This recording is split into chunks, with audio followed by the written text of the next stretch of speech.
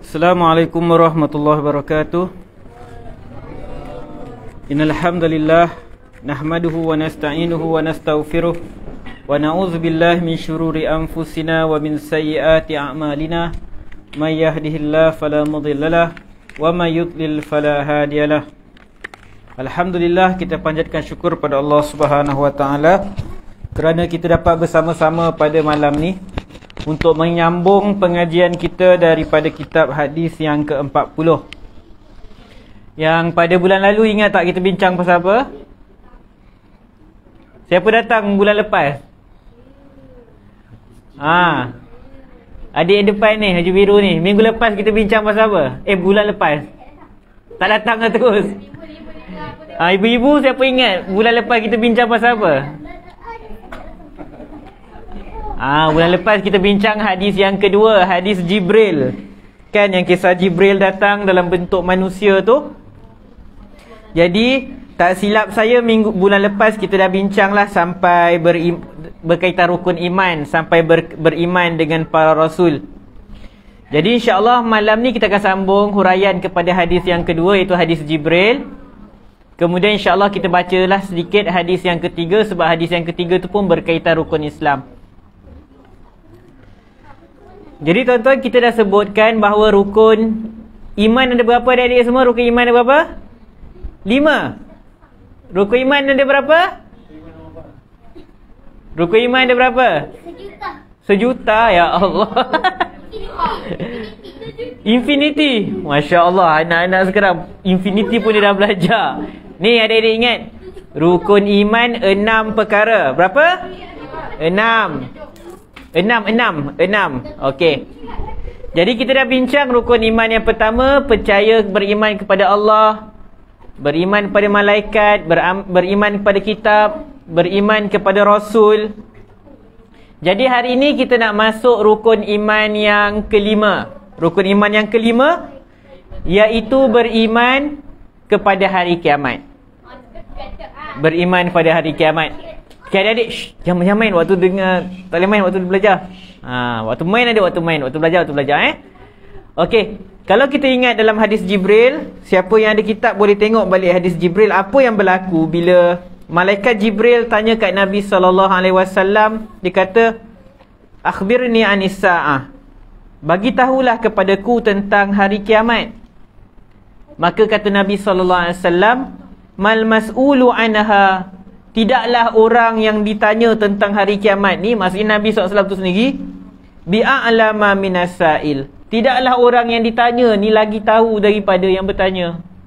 Maksudnya Nabi SAW pun nak bagi tahu bahawa Nabi SAW pun tak tahu bilakah akan berlakunya hari kiamat. Jadi bila Nabi SAW dah bagi tahu macam tu, Nabi SAW bagi tahu Nabi tak tahu, maka Jibril pun cakap, fa akhbirni an amaratiha, kalau macam tu beritahulah kepadaku tentang tanda-tandanya, tentang alamat-alamat tibanya hari kiamat. Jadi kata Nabi SAW, antalidal amatu rabbataha, seorang ibu akan melahirkan tuannya, wa antaral hufatal uratal alata ri'a asya', engkau akan lihat manusia yang berkaki ayam, tak berpakaian, yang mana mereka ni mengembala haiwan, yatatawaluna fil bunyan, mereka ini akan berlumba-lumba meninggikan bangunan. Jadi itu petanda dia. Nabi SAW tak tahu tentang bila berlaku hari kiamat, tetapi Nabi SAW beritahu sebahagian daripada tanda-tanda akan munculnya hari kiamat kepada Jibril. Sebab tu kalaulah ada orang hari ni dia kata dia tahu hari kiamat, atau dia ramal hari kiamat akan berlaku pada tahun sekian, maka ketahuilah orang itu orang yang sesat. Nabi SAW pun tak tahu, tiba-tiba ada orang kata dia tahu. Tak boleh macam tu. Jadi apakah yang dimaksudkan dengan beriman kepada hari kiamat? Kita bincang malam ni secara ringkas sahaja. Beriman kepada hari kiamat. Hari kiamat ni kalau kita baca dalam Al-Quran, hadis selalu disebut Yaumul Akhir, hari akhir, akhirat. Sebab apa? Kerana itu adalah fasa terakhir dalam kehidupan manusia. Sebab manusia ni, kita semua tuan-tuan, kita ni ada 4 fasa kehidupan kita. Pertama, ketika kita di dalam rahim ibu kita. Kat dalam rahim ibu kita. Kita dah mula makan kan? Kita dalam rahim ibu kita, kita makan. Tapi cara kita makan kan, kita makan apa yang mak ayah ibu kita makan lah. Yang kedua, lepas dilahirkan di dunia ni. Jadi pertama, alam rahim. Yang kedua, alam dunia. Ni dunia ni yang kita semua ada ni kat dunia, alam dunia ni. Yang ketiga, alam barzakh. Barzakh ni maksudnya pemisah. Jadi alam barzakh ni pemisah antara dunia dan alam yang terakhir, iaitu hari akhirat. Dan selepas hari akhirat tak ada lagi dah zaman seterusnya. Hari akhirat tu yang terakhir, sama ada kita akan masuk ke dalam syurga terus, dan kita semua haraplah kita dapat masuk ke dalam syurga Allah Subhanahu Wa Taala terus. Dan bagi orang yang beriman, i'tiqad ahli sunnah wal jamaah, semua orang yang beriman, yang mentauhidkan Allah, tidak mensyirikkan Allah Subhanahu Wa Taala, dia akan masuk syurga. Tapi beza, ada orang dia masuk syurga terus, dia tak singgah pun kat neraka, dia tak transit pun kat neraka. Tapi ada orang beriman, orang yang mentauhidkan Allah, dia buat banyak dosa, dia masuk neraka dulu. Tapi orang beriman, dia tidak akan kekal dalam neraka. Dia tidak akan kekal sama sekali dalam neraka Allah Subhanahu Wa Taala. Yang akan kekal dalam neraka ialah orang-orang kafir. Orang-orang kafir akan kekal dalam neraka. Tapi orang beriman, kalau dia dimasukkan dalam neraka pun dia akan dikeluarkan. Tapi janganlah syok sangat pula kata, oh tak apalah, yang penting kita jadi orang Islam, orang beriman, nanti masuk syurga juga. Kita kena ingat, bakaran api neraka macam mana seksa dia. Adik, kalau ambil lilin kan, letak jari kat lilin, sakit tak? Pelita ke, letak jari kat pelita, panas tak? Nak buat tak? Tak nak. Sikit je, kecil je api tu. Tapi bakaran api neraka ni berganda-ganda panasnya berbanding kepanasan yang paling panas ada kat dunia ni.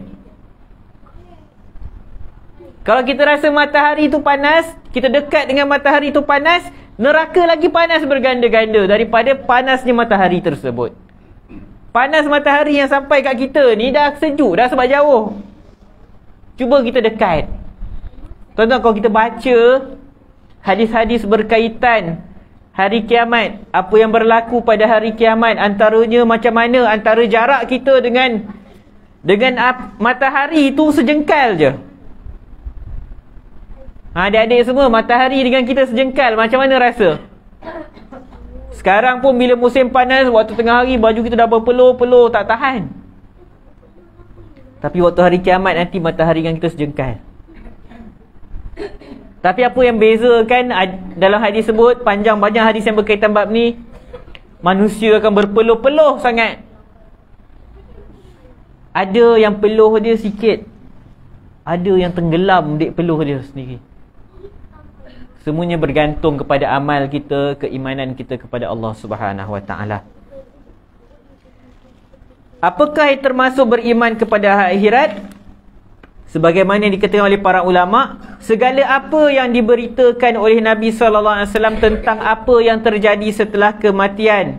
Jadi termasuk di dalamnya apa yang terjadi di dalam kubur berupa pertanyaan kepada yang mati. Bila kita masuk dalam kubur, tuan-tuan, kalau kita baca satu hadis Nabi SAW, hadis sahih daripada Al-Bara' bin Azib, panjang cerita tu. Hadis tu cerita tentang tazkirah Nabi SAW kat kubur. Waktu tengah pengebumian tu, waktu orang tengah uruskan pengebumian, Nabi SAW adalah bagi satu peringatan yang panjang sangat.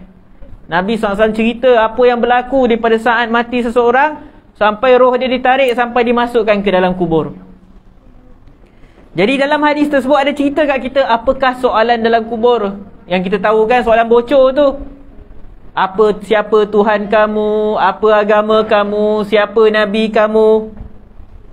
Jadi menunjukkan, kata para ulama, bahawa keimanan kita kepada hari kiamat termasuk juga ialah kita kena percaya tentang kewujudan azab kubur, kewujudan alam barzakh. Ada orang dia percaya tak wujudnya azab kubur. Yang dia tahu ada hari kehidupan dunia lepas hari kiamat. Dia kata tak ada azab kubur. Tetapi ada sangat banyak hadis Nabi SAW yang menceritakan tentang azab kubur. Sebab tu antara doa yang kita baca lepas tasyahud akhir, lepas tahiyat akhir tu, boleh semaklah nanti doa yang ada dalam solat. Lepas antaranya ialah kita meminta perlindungan Allah Subhanahu Wa Taala daripada azab kubur. Jadi azab kubur ni ada. Jadi tuan-tuan, sebelum kita masuk ke hari kiamat itu, kita dah lalu dulu alam kubur. Jadi alam kubur ni alam persinggahan sebelum sampai ke hari kiamat. Tetapi waktu dekat alam kubur, kita dah nampak dah kesudahan kita bagaimana. Orang yang baik, orang yang beriman nanti di alam kubur akan ditunjukkan tempat dia kat syurga. Dia belum masuk syurga, belum hari kiamat lagi, tapi ditunjukkan. Macam kita orang buka skrin kat depan kita tunjuk, ni rumah kau nanti. Macam kita contoh, kita beli satu rumah, kita dah booking nak satu rumah. Lepas tu pemaju perumahan tu dia dah buat lah kan, mesti dia dah buat satu model rumah yang dah siap kan. Dia kata, inilah bentuk rumah tuan-tuan nanti, lagi 3-4 tahun siap rumah ni macam ni. Kita pun happy, seronok. Tu kat dunia, kita baru tengok model rumah kita dah seronok. Tapi nanti dah siap, belum tentu macam tu. Dinding rosak lah, tingkap lah rosak, pintu tak boleh guna lah. Itu pemaju perumahan kat dunia. Selalu mungkir janji. Allah tak mungkir janji. Jadi bila alam barzakh, kita dah nampak kehidupan kita ke akhirat. Seronok tak kalau kita duduk dalam kubur tu? Aku akan masuk syurga nanti. Allah dah tunjuk tempat kita. Mesti seronok. Macam kita, rumah saya dah nak siap. Lagi 10%, lagi 10% dia nak siap rumah. Kita pun dah tengok, cantiknya rumah ni, seronok kita. Belum masuk kita dah seronok dah. Macam mana pula kita kat alam kubur bila dah ditunjukkan kat mana tempat persinggahan kita. Dan na'udzubillah min zalik, macam mana pula perasaan kita masuk ke alam kubur, ditunjukkan pula mana tempat kita akan pergi kat neraka nanti. Apa kita rasa? Dia macam kita banduan, orang kata apa, banduan akhir. Kan bila orang tu dibicara, dia dah masuk penjara tapi masih lagi dalam pembicaraan, nak kena hukum gantung ke tak, hukum gantung ke tak, ataupun memang dah diputuskan dia dihukum gantung, tapi mesti pada tarikh tertentu. Jadi macam mana hari-hari mendatang dia kat dalam penjara tu, dia kata, lagi seminggu nak kena hukum mati ni. Dia dah tahu dia akan kena hukum mati. Dia tahu hukuman dia akan dijalankan. Itu baru kat dunia tuan-tuan. Kita tak nampak, baru diberitahu pada tarikh sekian-sekian akan dijatuhkan hukuman gantung sampai mati. Atau mungkin kalau tak hukuman gantung sampai mati, pada tarikh sekian-sekian awak akan kena hukuman sebat. Baru cakap kat dunia ni, baru cakap, tak ditunjukkan pun kat kita, ini keadaan kamu waktu kena sebat. Sebab benda belum berlaku, mana kita nampak. Tapi di alam barzakh ditunjukkan apa yang kita akan dapat. Kau dapat syurga, Allah tunjuk kita, inilah tempat kita. Kau neraka, na'udzubillah min zalik. Maksudnya sengsaranya penghuni neraka di alam barzakh lagi. Dia dah tahu dah kedudukan dia macam mana. Ditunjukkan tempat dia. Tapi finalnya nanti pada hari kiamat.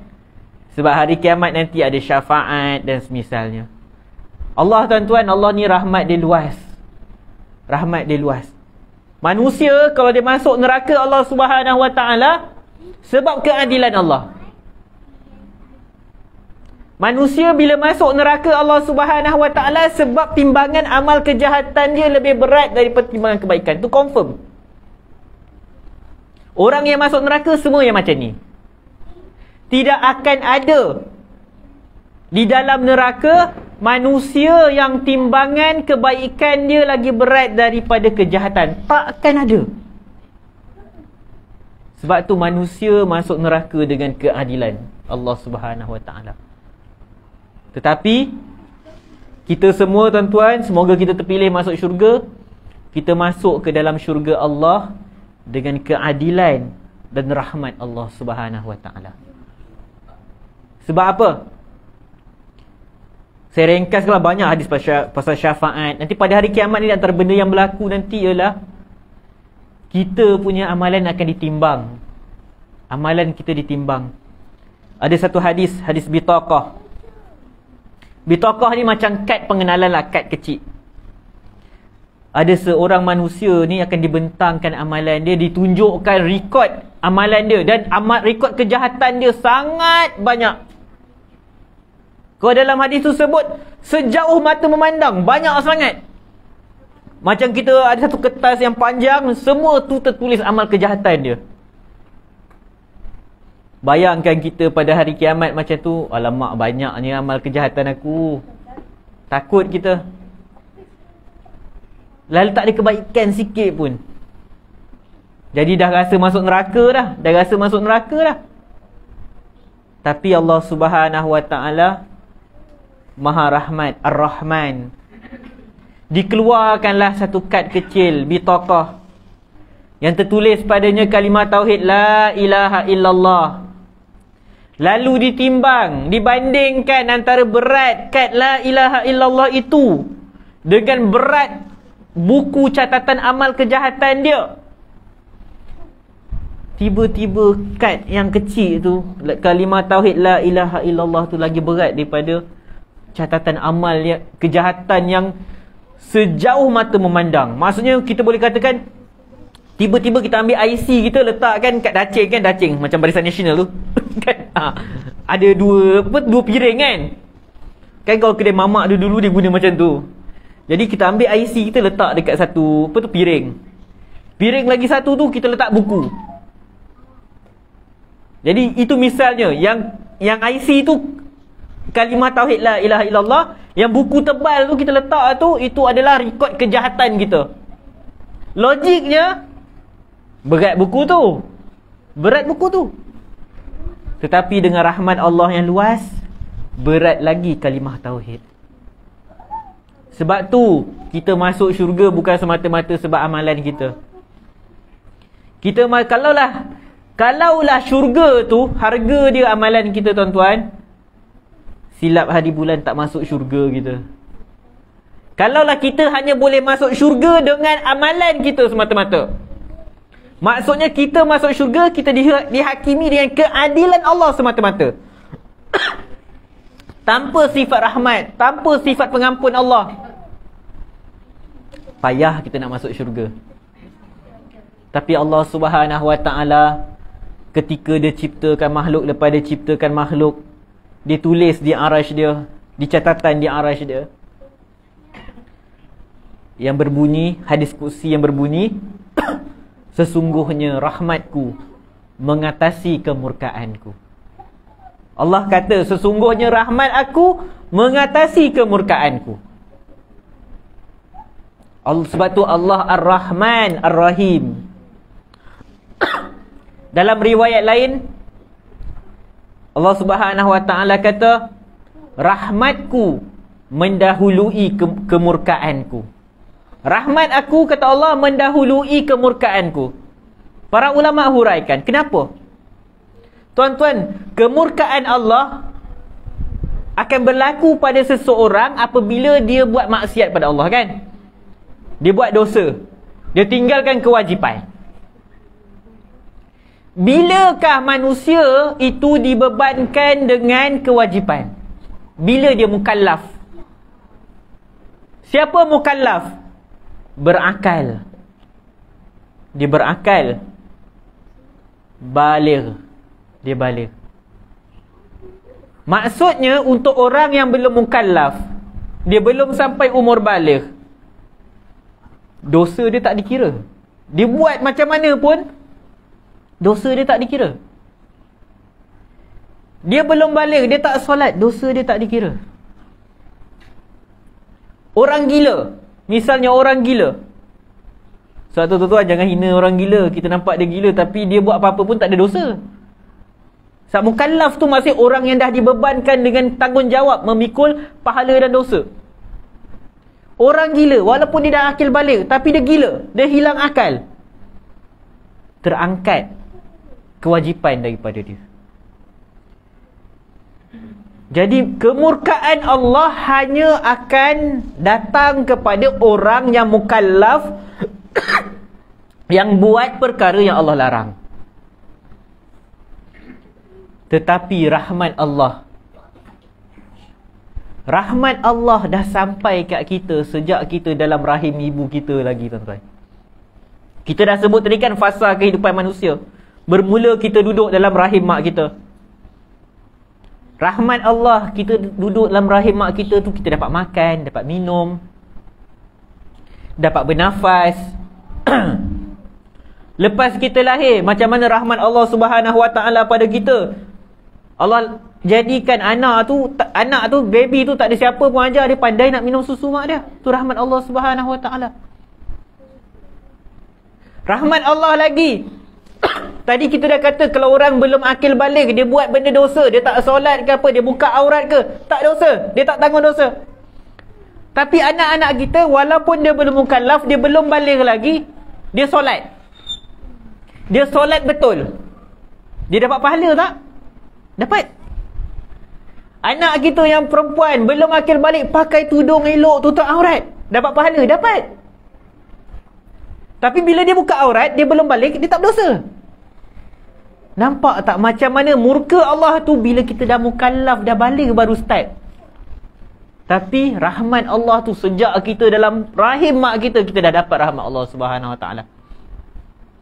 Jadi sebab tu tuan-tuan, kalau ada orang masuk dalam neraka, dia tak boleh salahkan sesiapa. Nak salahkan sesiapa? Dia nak salahkan siapa? Allah bagi peluang untuk taubat. Allah bagi peluang macam-macam. Buat satu amal, hapuskan dosa ni. Lepas tu macam-macam lagi lah, pintu taubat terbuka. Ambil wuduk, gugur dosa. Solat, gugur dosa. Puasa, gugur dosa. Tiba-tiba kita masuk dalam neraka. Na'udzubillah min zalik. Boleh bayangkan tak macam mana teruknya hidup seseorang yang tu dia masuk neraka. Sebab bayangkan, kalau kita tuan-puan, kita ambil wuduk, gugur dosa kita. Dosa-dosa kecil kita gugur. Solat gugur, puasa, banyak hadis Nabi SAW, banyak amalan yang Allah syariatkan kat kita. Selain dapat pahala, bila kita buat, Allah ampuni dosa kita. Tapi tiba-tiba bila mati, kita masuk neraka. Na'udzubillah min zalik. Maksudnya apa? Apa yang kita buat waktu hidup tu sebenarnya? Macam tak solat langsung pula. Macam tak pernah wuduk langsung pula. Sebab kalau kita wuduk, betul wuduk kita, insya-Allah gugur dosa. Tapi maksudnya apa? Jadi kalau seseorang tu masuk dalam neraka Allah, dia tak boleh salah ke orang dah. Dia tak boleh kata Allah zalim. Memang Allah takkan zalim. Dia tak boleh kata malaikat silap catat. Tak. Memang dia layak.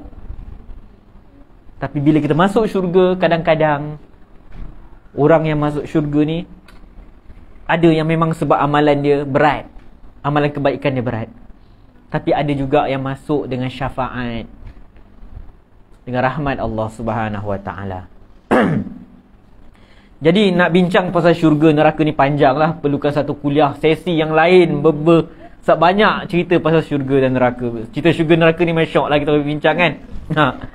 Jadi kita masuk yang rukun iman yang seterusnya, iaitu beriman kepada qada dan qadar. Beriman kepada qada dan qadar. Jadi apa maksud kita beriman dengan qada dan qadar? Yang pertama, kita beriman bahawa Allah Subhanahu Wa Taala mengetahui segala sesuatu sejak dahulu lagi. Okey, jadi itu pertama. Tingkatan pertama bagi beriman qada dan qadar ialah kita beriman Allah memang tahu apa yang berlaku sebelum ia berlaku lagi. Bukannya lepas sesuatu terjadi baru Allah tahu. Allah Al-Alim, Maha mengetahui. Jadi Allah tahu semua benda yang berlaku. Apa yang berlaku pada hari kiamat itu Allah tahu. Yang kedua, kita beriman bahawa telah tercatat di Lauh Mahfuz akan segala perkara-perkara yang akan berlaku sampailah hari kiamat. Semua yang akan berlaku sampai hari kiamat dah tertulis di Lauh Mahfuz. Yang ketiga, kita beriman bahawa semua yang berlaku di dunia ini adalah dengan kehendak Allah Subhanahu Wa Taala, dan tidak ada satu pun perkara yang akan berlaku jika ia tidak dikehendaki oleh Allah Subhanahu Wa Taala. Yang keempat, kita beriman bahawa Allah menciptakan segala sesuatu. Semua benda tu adalah ciptaan Allah. Sama ada, maksudnya Allah ciptakan tumbuh-tumbuhan, menurunkan hujan. Begitu juga perbuatan para makhluk. Kita datang ke surau hari ini, perbuatan kita datang ke surau tu sendiri adalah ciptaan Allah. Allah dah takdirkan kita datang ke surau pada hari ini. Jadi disebutkan di sini, perbuatan para makhluk merupakan ciptaan Allah, kerana perbuatan makhluk itu tercipta daripada kehendak dan kemampuan. Sedangkan kehendak dan kemampuan itu merupakan sifat hamba. Sementara hamba dan sifat-sifatnya adalah ciptaan Allah. Jadi mudah kita kata, segala apa yang berlaku kat dunia ni Allah yang ciptakan. Tetapi Allah Subhanahu Wa Taala memberikan pilihan kepada kita. Jadi qada dan qadar ni adalah perkara yang antara aspek keimanan yang menyebabkan berlaku perbahasan yang panjang lah di kalangan umat Islam. Ada yang itulah muncul mazhab Qadariyah, mazhab Jabariyah, Ahlus Sunnah wal Jamaah, sebab isu dia sangat teknikal. Dia sangat mendalam, kritikal. Jadi puan-puan, tuan-tuan semua, bila kita bincang tentang qada dan qadar ni, kita mungkin terfikir apa faedah beriman dengan qada dan qadar. Antara faedahnya ialah bila kita ditimpa musibah sesuatu, kita dapat bersangka baik dengan Allah Subhanahu Wa Taala. Bila kita beriman, semua benda ni Allah dah takdirkan. Bukan bermaksud kita tinggalkan usaha, sebab kita tak tahu apa berlaku di masa depan. Kita hanya tahu bahawa perkara tu memang Allah takdirkan untuk kita lepas perkara tu berlaku. Sebelum tu kita tak tahu. Kita tak tahu apa yang Allah takdirkan untuk kita esok. Kita tak tahu. Kita hanya tahu lepas benda tu berlaku. Allah pula, Allah tahu segala apa yang akan berlaku sampai hari kiamat. Jadi bila kita faham tentang qada dan qadar, antara aspek penting ialah kita bersangka baik dengan Allah Subhanahu Wa Taala. Segala apa kita beriman, kita percaya bahawa segala apa yang Allah Subhanahu Wa Taala putuskan untuk kita, itulah perkara yang terbaik. Bila kita kata apa yang Allah putuskan, termasuklah kadang-kadang musibah yang menimpa diri kita. Musibah yang menimpa diri kita. Kadang-kadang bila kita, keimanan kita kepada qada dan qadar ini tidak kuat, itulah yang berlaku bila kita ditimpa musibah, kita akan mula menyalahkan diri kita. Kita mula berputus asa daripada rahmat Allah Subhanahu Wa Taala. Kita lupa kita ada Allah Subhanahu Wa Taala. Ada banyak cerita berkaitan bagaimana redha dengan apa yang Allah Subhanahu Wa Taala putuskan untuk kita. Antaranya dalam Al-Quran, Allah Subhanahu Wa Taala sebut, وَلَنَبْلُوَنَّكُمْ بِشَيْءٍ مِّنَ الْخَوْفِ وَالْجُوعِ وَنَقْصٍ مِّنَ الْأَمْوَالِ وَالْأَنفُسِ وَالثَّمَرَاتِ وَبَشِّرِ الصَّابِرِينَ. Allah kata, وَلَنَبْلُوَنَّكُمْ, kami pasti akan menguji kamu. Kita semua pasti Allah akan uji. Tak ada seorang manusia terlepas daripada ujian. بِشَيْءٍ مِّنَ الْخَوْفِ, dengan sedikit perasaan takut. Tuan-tuan, kalau kita rasa ujian Allah tu berat sangat, kita rasa tak mampu, tak. La yukallifullahu nafsan illa wus'aha. Allah takkan bebankan manusia melainkan perkara yang memang dia mampu pikul. Bila Allah bebankan kita, timpakan musibah pada kita, sebenarnya kita mampu pikul musibah tu. Kita mampu hadapi dia. Cuba kita yang kena bersedia, train diri kita. Allah kata, kami pasti akan menguji kamu semua bisyai'in, dengan sesuatu. ketakutan. Bila disebutkan bisyai'in minal khauf, dengan sesuatu ketakutan, kita terjemahkan bisyai'in tu dengan sedikit ketakutan. Allah tak uji manusia dengan perasaan takut yang teramat sangat sampai kita tak mampu nak pikul perasaan tu. Tak. Allah hanya uji bisyai'in dengan sedikit. Minal khauf wal ju' dan kelaparan. Wa naqsim minal amwal, berkurangannya harta benda, kemiskinan. Wal anfusi was samarat, dengan kematian. Kematian orang tersayang, kematian anak, kematian ibu bapa. Was samarat, kemusnahan tanam-tanaman. Kalau kita ada kebun, kita risau bila musnah pokok kita, tiba-tiba datang satu virus, habis semua pokok kita mati. Kita tanam pokok buah tapi tahun tu tak berbuah langsung, semua buah rosak. Kita rasa, oh ya Allah, beratnya ujian ni. Tapi ingat, Allah kata, Allah uji bisyai'in, dengan sedikit sahaja. Dan sedikit tu sebenarnya mampu kita hadapi. Wa naqsim minal amwal wal anfusi was samarat wa basyiris sabirin, berita gembira untuk orang-orang yang bersabar. Jadi tuan-tuan, musibah-musibah yang menimpa kita, yang Allah takdirkan kepada kita, bila kita beriman dengan qada dan qadar, kita tahu ini semua ujian Allah SWT. Allah dah putuskan untuk kita. Dan kita sentiasa bersangka baik dengan Allah SWT. Ia jadi satu berita gembira. Wa basyiris sabirin, berita gembira, sampaikan berita gembira kepada orang-orang yang sabar. Siapa orang yang sabar bila ditimpa musibah ni? Allazina idza asabathum musibah, iaitu orang-orang yang apabila musibah menimpa mereka, mereka sebut apa? Inna lillah wa inna ilaihi raji'un. Sesungguhnya kami ni milik Allah Subhanahu wa ta'ala, dan kepadanya lah kita akan kembali. Jadi tuan-tuan, bila ditimpa musibah, kita nak tahu diri kita ni betul-betul beriman dengan qada dan qadar ke tidak. Waktu musibah turun, kita tengok diri kita. Apa perkataan pertama keluar dari mulut kita? Sebab tu rukun iman ni dia bukan benda yang kita sekadar cakap je. Macam hari kiamat, kena tunggu hari kiamat lah baru kita tahu. Tapi rukun iman berkaitan qada dan qadar ni, dia terbukti dengan bagaimana reaksi kita bila kita ditimpa musibah. Apa perkataan yang keluar daripada mulut kita? Adakah kita mengeluh? Adakah kita salahkan Allah? Kenapa Allah bagi ujian macam ni kat aku? Adakah kita tuduh Allah zalim? Ya Allah, aku rajin solat, aku puasa, semua yang kau suruh aku buat, tapi kenapa kau ambil nyawa anak aku? Bila kita keluar perkataan macam tu, sangka buruk dekat Allah Subhanahu wa ta'ala, menunjukkan keimanan kita pada qada dan qadar di tahap yang sangat rendah.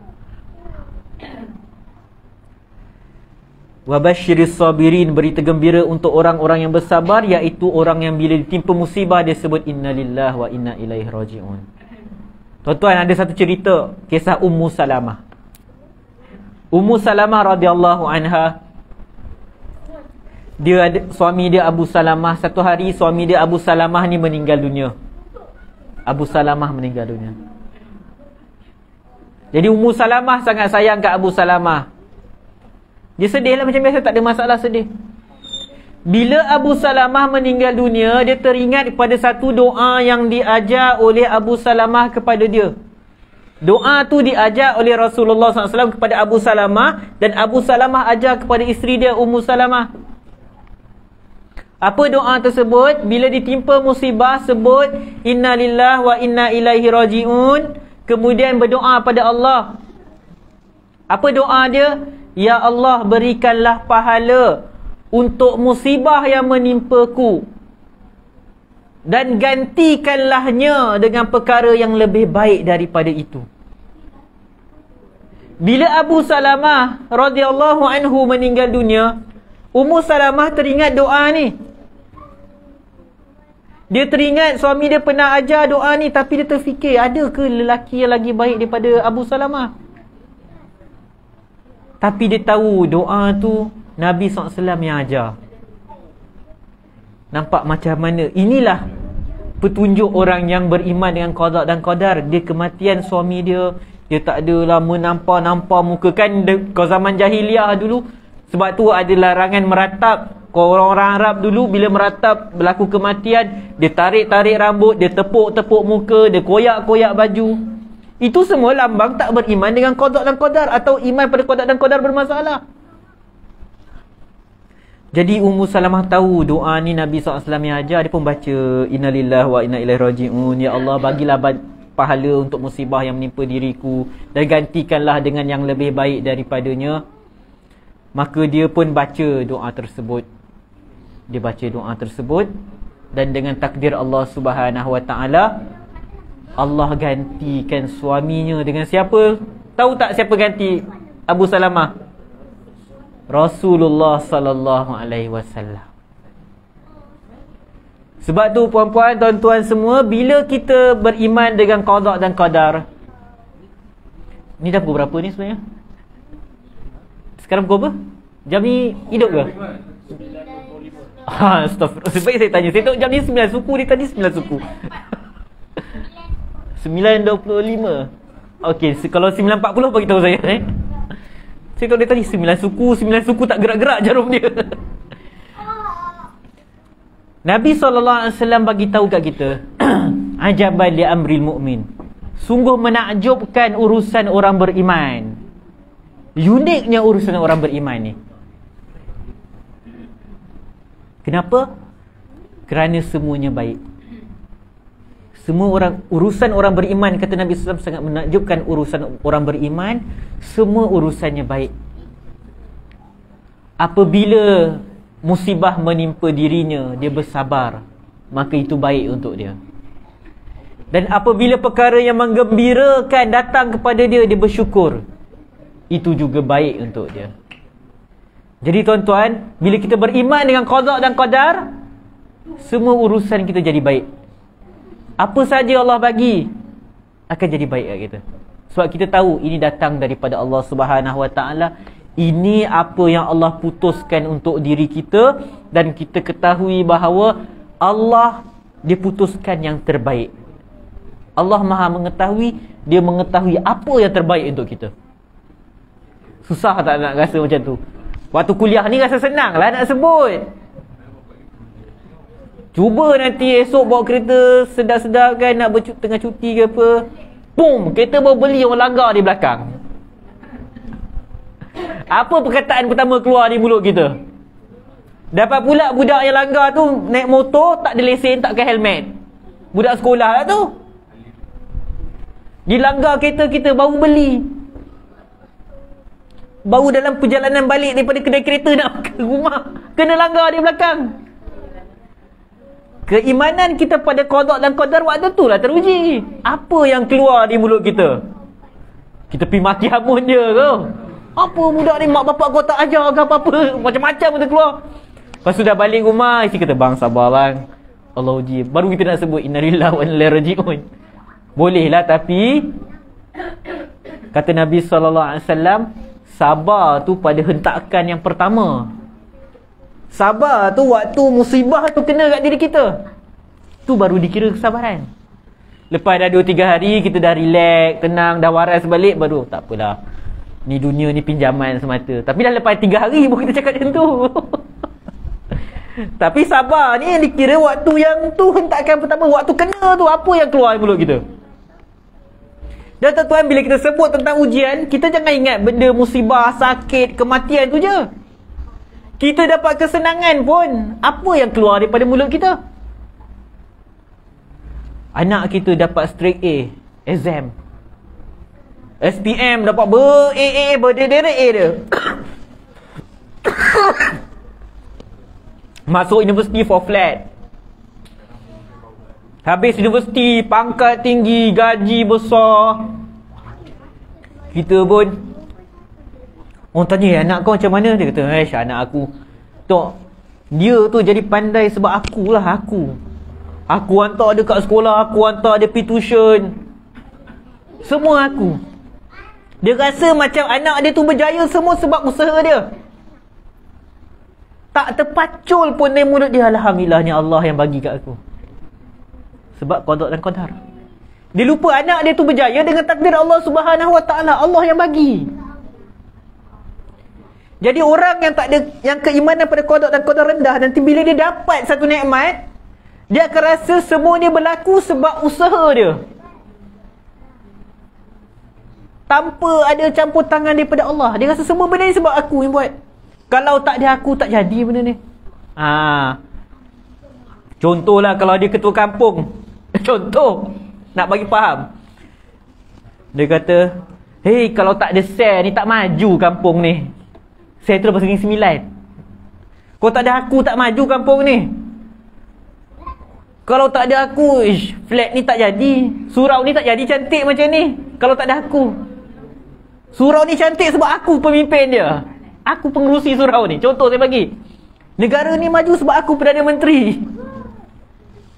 Itu lambang orang yang keimanan dia pada qada dan qadar rendah.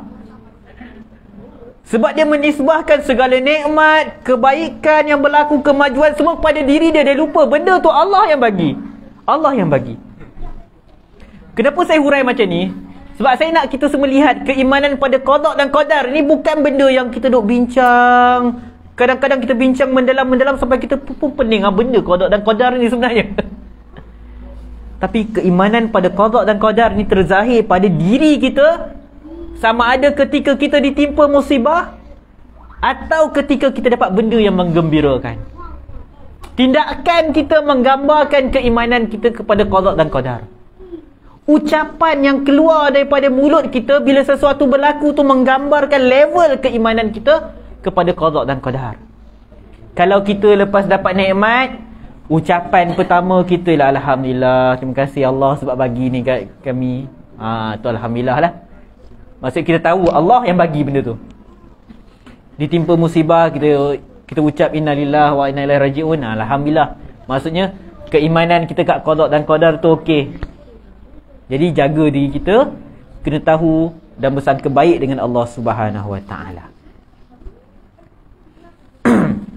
Kemudian apa lagi lepas dah dibincangkan tentang rukun iman, tentang hari kiamat, Nabi SAW ditanya oleh Jibril tentang ihsan.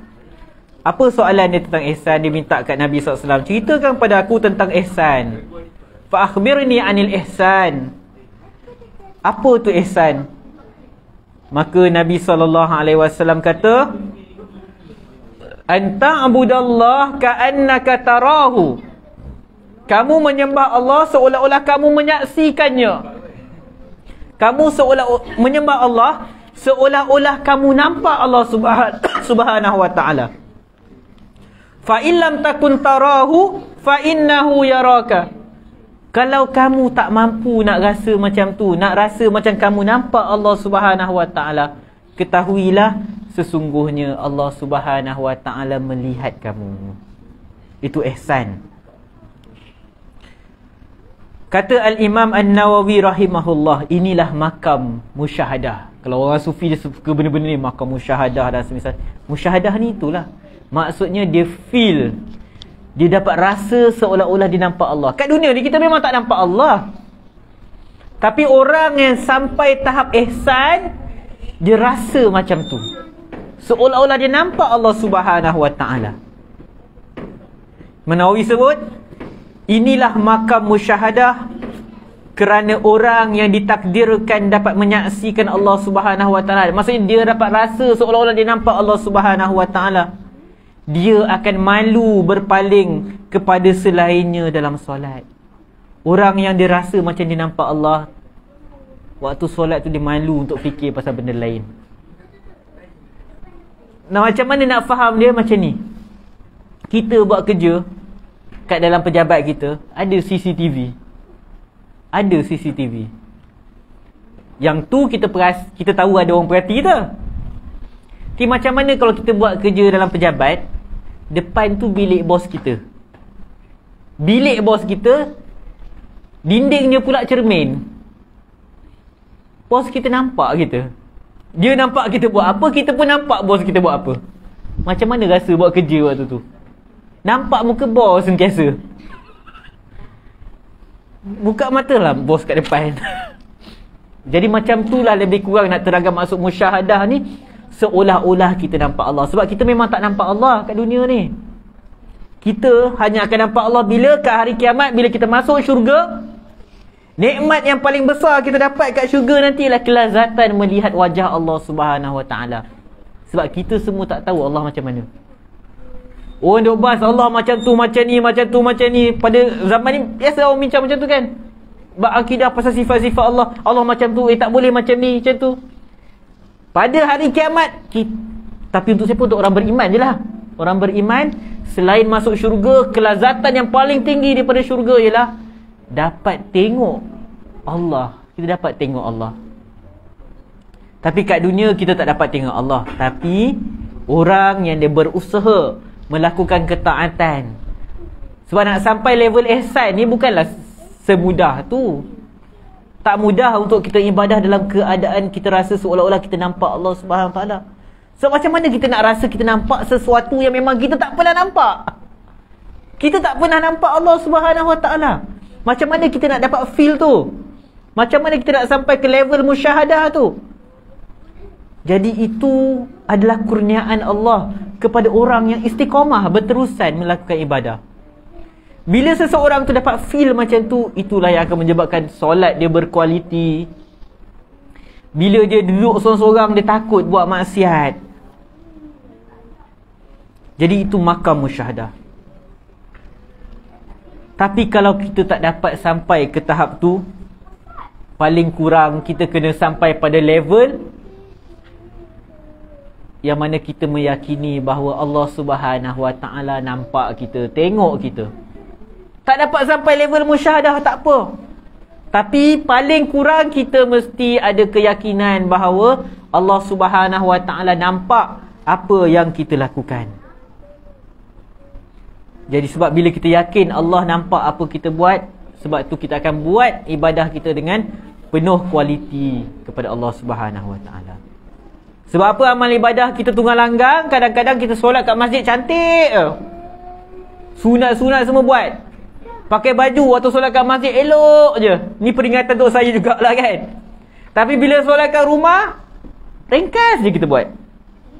Ada beza ke Allah kat rumah dengan kat masjid? Tak ada. Dekat masjid je ke Allah tengok kita? Tak, Allah tengok kat rumah pun Allah tengok kita. Sama juga kita duduk sorang-sorang. Sebab tu tuan-tuan, bahaya duduk sorang-sorang ni. Duduk sorang-sorang itulah peluang untuk kita buat maksiat. Sebab tak ada orang nampak. Apa dia? Tak tahu. Maksud saya duduk sorang-sorang sendirian, sorang. Bukan maksud yang tak ada jodoh ke apa. Bukan. Ke situ pergi je. Itu lain. Astaghfirullahalazim. Sebab bahaya bila kita duduk sorang-sorang ni. Kadang-kadang kita tak ada orang nampak apa kita buat. Kita pun pergi buat benda-benda maksiat. Tuan-tuan, anak-anak kita kena awasi. Dia duduk bilik sorang-sorang dengan macam-macam gadget yang ada sekarang ni. Apatah lagi anak-anak kita yang kecil-kecil ni, yang budak-budak sekolah rendah, yang besar remaja, dia orang tengah bina diri dia. Keimanan pun tengah baru nak bina. Kita janganlah nak harap anak kita ni level dia macam level musyahadah pula. Kan? Nak tahap level ihsan yang biasa, yang rasa Allah nampak pun susah. Kita yang dewasa pun susah. Jadi bila dia suka duduk dalam bilik sorang-sorang, menghadap handphone sorang-sorang, hati-hati. Sebab bila sorang-sorang tak ada orang nampak, apa yang dia tengok kita tak tahu. Jadi pentingnya kita rasa Allah nampak kita ni, maka kita akan terjaga daripada melakukan maksiat pada Allah. Jangan sampai kita bila tak ada je orang, macam-macam kita buat. Nauzubillah min zalik.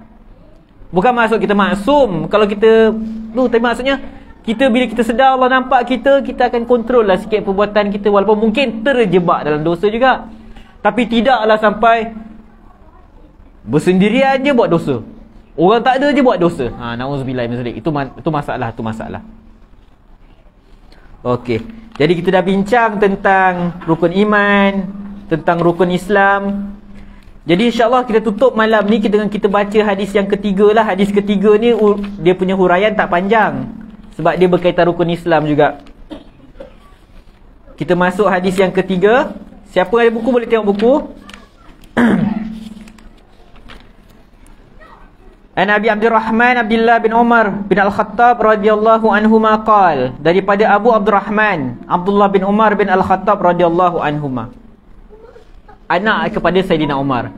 Hadis yang kedua tu daripada Umar kan. Jadi ni anak dia. Dia menyatakan qala sami'tu Rasulullah sallallahu alaihi wasallam yaqul, aku pernah mendengar Nabi sallallahu alaihi wasallam menyebutkan, buniyal Islamu ala khamsin, Islam itu terbina di atas 5 perkara. Syahadati an la ilaha illallah, syahadah bahawa tidak ada Tuhan yang berhak disembah selain Allah. Kita dah sebut sebelum ni, syahadah bermaksud kita kena lafaz, dan apa yang kita lafazkan tu selari dengan apa dalam hati kita. Itu maksud syahadah, penyaksian. Wa anna Muhammadar Rasulullah, dan penyaksian bahawa Nabi Muhammad sallallahu alaihi wasallam itu adalah utusan Allah. Wa iqamis salah, dan mendirikan solat. Wa ita'iz zakah, dan membayar zakat. Wa hajjil bait, dan mengerjakan haji di Baitullah. Wa saumi Ramadan, dan berpuasa di bulan Ramadan. Hadis sahih riwayat Imam Al-Bukhari dan Muslim. Jadi dalam hadis ni disebutkan Islam tu dibangun di atas 5 perkara. Seolah-olah Islam ni macam satu bangunan. Apakah tiang-tiang yang asas untuk membina bangunan tu ada 5? Maksudnya, jangan keliru. Ada orang kata, tutup aurat tak wajib. Kenapa tak wajib tutup aurat? Dia kata, mana adalah rukun Islam tutup aurat? Ada orang pandai je tu. Tutup aurat tak wajib sebab bukan rukun Islam. Bukan. Rukun Islam ni tiang yang utama. Tiang yang utama. Tapi masih lagi kita nak bina bangunan, kita masih perlukan benda-benda yang lain. Kalau ada tiang je, dinding tak ada, jadi bangunan tak? Kan? Tiang je. Pacak tiang. Okey, dah siap rumah. Dinding tak ada, bumbung tak ada, tiang je. Tapi kita, ni dah siap dah rumah. Bukan. Jadi 5 rukun Islam tu tiang dia. Tiang Islam tu. Sebab kalau tak ada 5 rukun ni, tumbang satu rukun, tumbang satu tiang, habis roboh rumah kita nanti. Jadi bukan maksud benda-benda lain dalam Islam tu tak wajib, tapi ni yang asas. Jadi kata Imam An-Nawawi rahimahullah, yakni sesiapa yang mengerjakan kelima-lima rukun ini, maka telah sempurnalah keislamannya. Sebagaimana hal sebuah rumah menjadi sempurna dengan tiang-tiangnya, maka begitulah juga Islam, ia sempurna dengan rukun-rukunnya. Jadi jelas kat sini. Dan antara perkara daripada banyak-banyak tiang Islam ni, yang pertama syahadah lah. Tu paling penting. Nak masuk Islam kena syahadah. Dan tiang yang kedua yang penting ialah as-salah. Solat, sembahyang. Solat ni tuan-tuan, Nabi SAW, walaupun kita dah sebut tadi, anak-anak kita yang belum akil balik, kalau dia tak solat, dia tak berdosa. Tapi bila seorang anak dah sampai 7 tahun, menjadi kewajipan. Kewajipan siapa? Ibu bapa atau orang yang jaga dia untuk suruh dia solat. Bermula pada umur 7 tahun. Maksudnya umur 7 tahun tu dah tak ada pilihan, kena suruh solat. Bila sampai 10 tahun, dia tak nak solat, dia boleh dirotan. Bukan rotan, dipukul. Jangan pula kadang orang rotan, anak tak solat, rotan. Berbigat budak tu. Pukul bukan mencederakan, pukul peringatan. Bayangkan tuan-tuan, dari umur 7 tahun sampai 10 tahun, kalau setiap kali waktu solat kita nak solat, dia anak kecil, lembut hati dia. Dan cara yang paling penting untuk kita didik anak kita solat ialah kita sendiri solat. Macam mana kita, ayah, ibu nak suruh anak solat kalau anak tak pernah nampak kita solat? Jadi kita jadi contoh yang terbaik. Dan ada orang dia ajak anak solat sejak kecil lagi. Sebab tu kalau ada anak kita umur 5-6 tahun dia solat main-main, janganlah pergi marah dia. Dia dah lah 5-6 tahun, belum disuruh pun untuk kita suruh dia solat. Tapi dia nak solat, tapi dia solat main-main lah. Orang terbalik lah dia solat, sujud macam-macam semua kan. Kalau rukuk tu, tangan dekat lantai bukan kat lutut. Tak apa, budak-budak. Sebab kita nak bagi dia biasa, dia seronok. Bagi dia seronok solat. Jangan sampai anak-anak kita rasa solat lah, solat lagi. Susah macam tu. Kita kena usaha bagi anak-anak kita seronok dengan solat. Jadi apa maksud umur 7 tahun kita kena suruh mereka solat? Maksudnya umur 7 tahun kena suruh solat. Umur 7 tahun kita dah mesti mula ajar mereka tentang hukum hakam solat. Jadi pastilah step by step, sedikit demi sedikit. Bukannya umur 7 tahun, okey sekarang hafal 13 rukun solat. Tak, bukan. Bukan. Yang kena hafal 13 rukun solat tu kita yang dewasa ni. Anak kita ajar step by step. Maksud mula 7 tahun tu kena pastikan anak kita hafal surah Fatihah. Kena tengok anak kita solat betul ke tidak. Dalam masa sama kita pun ajarlah, okey ni wajib, ni sunat. Dan selain daripada kita terangkan ke anak kita cara solat, kita kebanyakan kita banyak fokus cara solat. Kita jarang nak borak-borak dengan anak kita kenapa kena solat. Kita bila ngajar anak kita pasal solat, kita duk terang kat dia, okey, wajib baca Fatihah, rukun solat 13, kena ambil wuduk, perkara batalkan wuduk, perkara batalkan solat. Tapi sepatutnya umur 7 tahun tu kita kena mula bercakap-cakap, berbual-bual dengan anak kita, kenapa kena solat.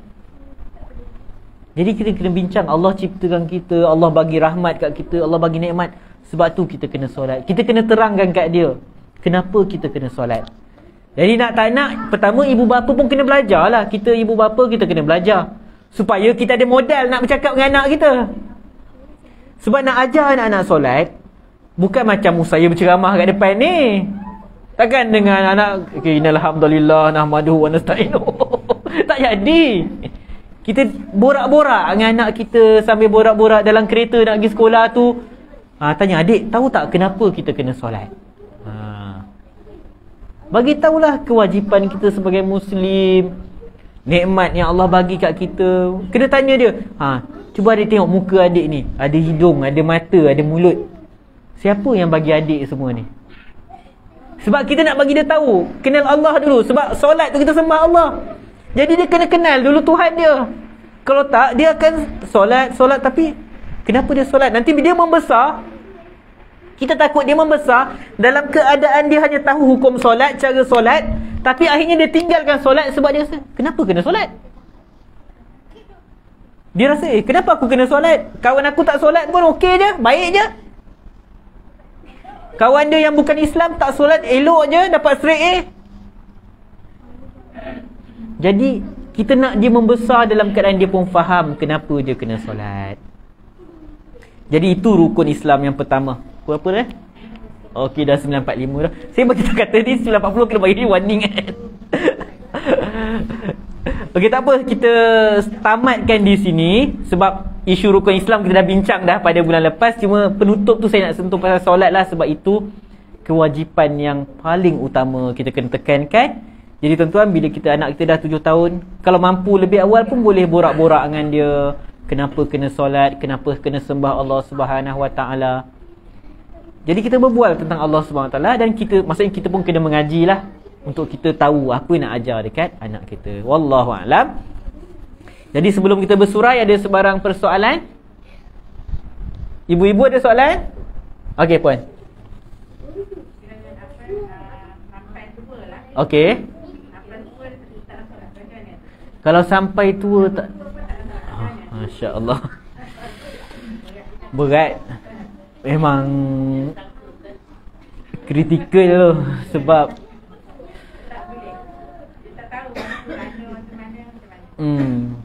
benda ni susah lah. Sebab memang pun ada, kadang-kadang kita masjid, ada kedai kopi tepi masjid, azan yang duduk lepak tu, kita tengok dah bersara, dah pencen, lepak sambil isap okok dia borak.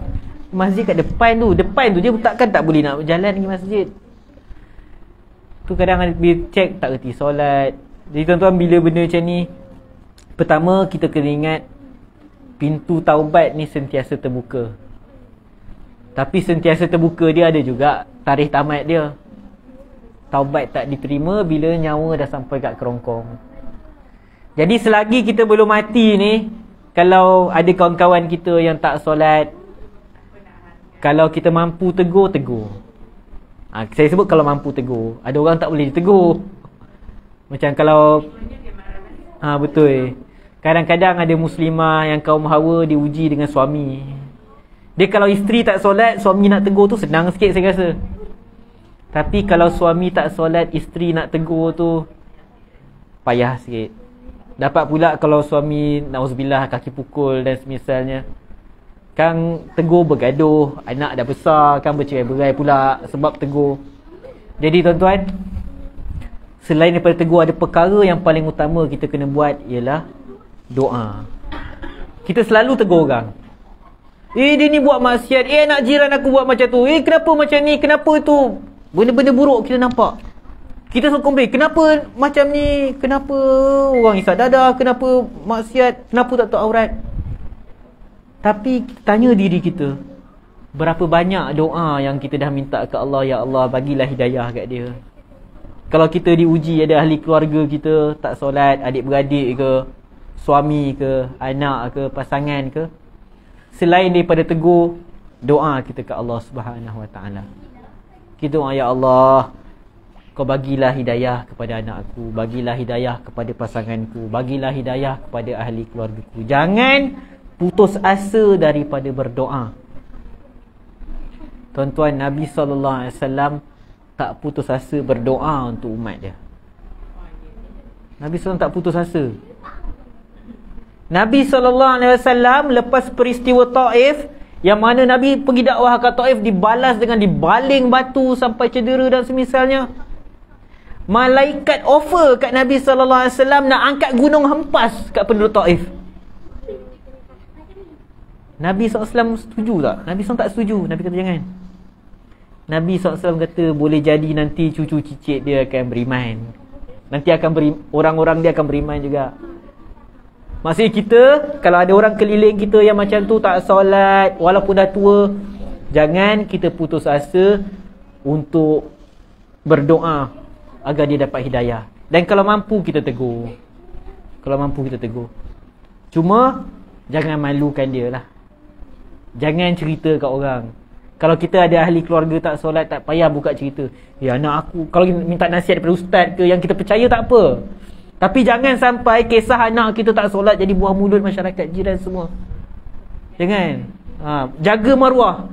Maruah keluarga, maruah kawan-kawan. Kadang kita nampak kawan kita tahu, orang luar nampak kawan kita baik, tapi kita kawan baik dia, kita tahu dia ni perangai macam ni sebenarnya. Jaga maruah dia, jangan buka. Tanggungjawab kita nasihat dia kalau kita mampu. Kalau tak mampu, doakan dia. Jadi doa jangan berhenti. Doa minta hidayah.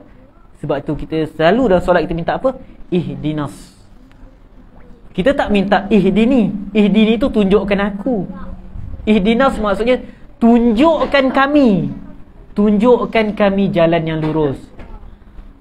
Jadi bila kita baca ihdinas siratal mustaqim tu, maksudnya kita minta juga untuk orang-orang lain, untuk Allah Subhanahu Wa Taala berikan hidayah kepada mereka.